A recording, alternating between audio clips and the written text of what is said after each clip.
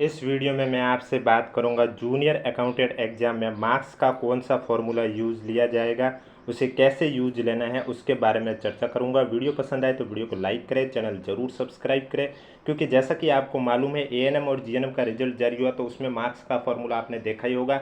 Junior accountant में थोड़ा change होगा, वो चेंज कहाँ होगा उसके बारे में भी चर्चा करूंगा। और बाकी रिजल्ट आने के बाद आपको कट ऑफ के बारे में चर्चा है, कितने क्वेश्चन डिलीट होंगे उसके बारे में चर्चा, सभी की चर्चा आपको इसी यूट्यूब चैनल पर देखने को मिलेगी। कई स्टूडेंट होते हैं उन्हें गवर्नमेंट एग्जाम से रिलेटेड कोई अपडेट नहीं मिल पाती है, इसलिए उनके लिए प्रूफ के साथ अपडेट जानी हो तो आप हमारे चैनल से जुड़े रहें। चैनल सब्सक्राइब के साथ नोटिफिकेशन भी ऑन रखिए ताकि जब भी मैं नया वीडियो अपलोड करूं सबसे पहले आपके पास पहुंचे। तो चलिए अब बात करते हैं आपको मार्क्स का फॉर्मूला किस तरह से कैलकुलेट करना है। जैसा कि आप सबको मालूम है जूनियर अकाउंटेंट में 2 पेपर हुए थे, पेपर फर्स्ट और पेपर सेकंड। अब पेपर फर्स्ट में आपके कितने क्वेश्चन थे? टोटल 150 क्वेश्चन थे। और पेपर सेकंड में भी कितने क्वेश्चन थे? 150 क्वेश्चन थे। और इसमें दोनों पेपर में सेम प्रोसेस था कि प्रत्येक क्वेश्चन 3 नंबर का था और 400 नंबर के पेपर थे दोनों ही। टोटल 900 नंबर का पेपर था। नेगेटिव के रूप में 1 नंबर की थी नेगेटिव मार्किंग। तो मैं आप कैलकुलेशन करने के लिए दोनों को एक साथ भी जोड़ सकते हो कि भाई मेरे 300 क्वेश्चन में से डायरेक्ट मैं जोड़ रहा हूँ कितने सही किए कितने गलत किए हैं, या फिर आप दोनों अलग अलग पेपर की भी कैलकुलेशन कर सकते हो। फिलहाल मैं आपको दोनों की अलग अलग पेपर की कैलकुलेशन करके दिखाऊंगा। पेपर फर्स्ट की मैं आपको करके दिखाऊंगा, आप इसी प्रोसेस के दौरान पेपर सेकंड की भी करके देख सकते हो। तो पेपर फर्स्ट में बात करें तो आपको मालूम होगा 150 क्वेश्चन थे, 450 नंबर का पेपर था, 1 मार्क्स नेगेटिव मार्किंग थी। और आपके देखा जाए तो पर क्वेश्चन 3 नंबर का था, यानी कि 1/3 नेगेटिव के रूप में भी मान सकते हैं।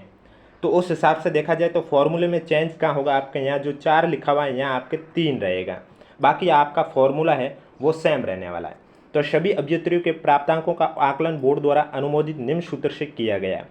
इसमें आपका लिखा हुआ है total marks of a candidate sigma of R Q into K F minus W Q into K F upon 3 minus maximum marks into not attempt question of a particular section या subject upon total number of a question into 3। Sigma क्या होगा? Sum of marks in all section या subject, यानी कि सभी का जोड़ होगा सिग्मा। आर क्यू क्या होगा? Right question of a particular section या सब्जेक्ट, यानी कि सही क्वेश्चन कितने किए हैं वो आपका होगा आर क्यू। डब्ल्यू क्यू क्या होगा? Wrong question of a particular section या सब्जेक्ट, यानी कि आपने क्वेश्चन पेपर में कितने गलत क्वेश्चन किए वो आपका होगा डब्ल्यू क्यू। के एफ यानी की फैक्टर होता है। अब की फैक्टर की वैल्यू क्या होगी? Maximum marks upon total number of a question into total number of a question of a particular section या subject upon number of valid question of a particular section या subject. तो अब मैं आपको detail से बताऊंगा कि किस तरह से आपको यूज करना है। तो सबसे पहले हम क्या करेंगे? की फैक्टर की वैल्यू निकालेंगे। की फैक्टर की वैल्यू कैसे निकालेंगे? की फैक्टर की वैल्यू देखें, मैक्सिमम मार्क्स यानी कि आपके पेपर में मैक्सिमम मार्क्स कितने का पेपर था? फर्स्ट पेपर आपका 450 का था, तो मैंने लिख लिया 450 upon total number of a question.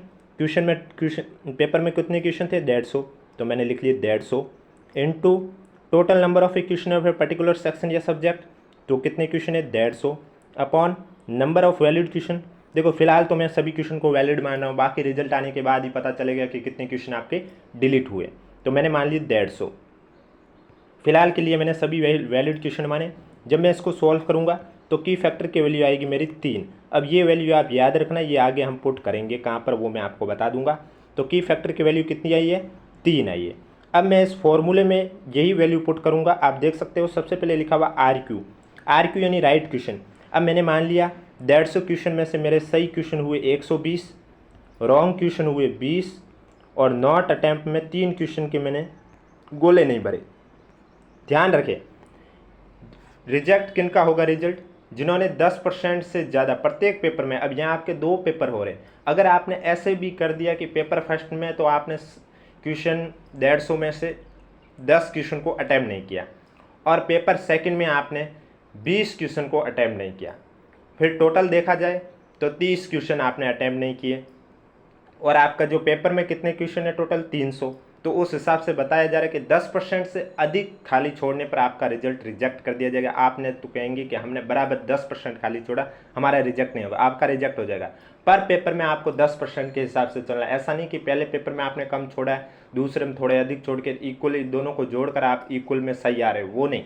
आपके पर पेपर में 10% से अधिक खाली नहीं छोड़ना है आपको, खाली छोड़ दिया तो आपका रिजल्ट है वो रिजेक्ट कर दिया जाएगा। जैसे कि फर्स्ट पेपर में 150 क्वेश्चन थे, तो 15 से ज़्यादा क्वेश्चन अगर आपने खाली छोड़ दिए, गोले नहीं भरे थे, तो रिजेक्ट के लिस्ट में आपके भी रोल नंबर शो होने लग जाएंगे। लेकिन उससे कम छोड़ने पर आपके 1/3 के हिसाब से नंबर काट लिए जाएंगे। तो सबसे पहले लिखा हुआ है राइट क्वेश्चन।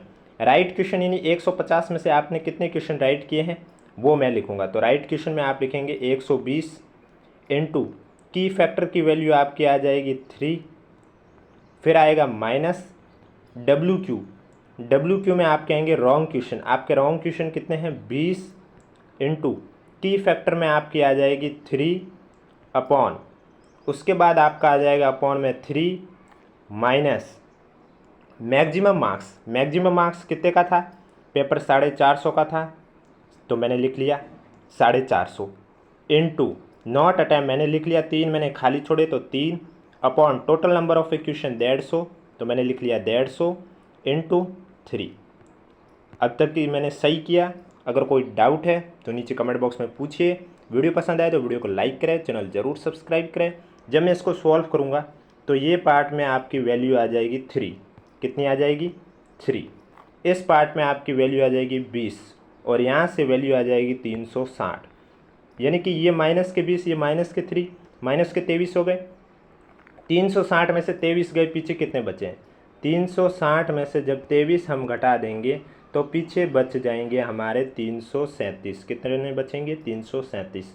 तो पेपर फर्स्ट में मैंने आपको एक वैल्यू के तौर पर बताया, वैल्यू पुट करके बताया 337 नंबर आ रहे हैं। अब यही प्रोसेस अगर आप पेपर सेकंड में सेम रखना चाहते हो, एग्जांपल के थ्रू बता रहा हूँ कि भाई 150 में से 120 सही किए, 20 गलत किए और 3 नॉट अटैम्प्ट किए, तो 337 और 337 को फिर आपको लास्ट में क्या कर देना है, दोनों को जोड़ देना है। 337 पेपर फर्स्ट के मान लो, 337 पेपर सेकंड के मान लिए, फिर दोनों को जोड़ा तो वैल्यू आई है 674। तो ये आपके इस तरह से आपको मार्क्स का फॉर्मूला यूज करना है।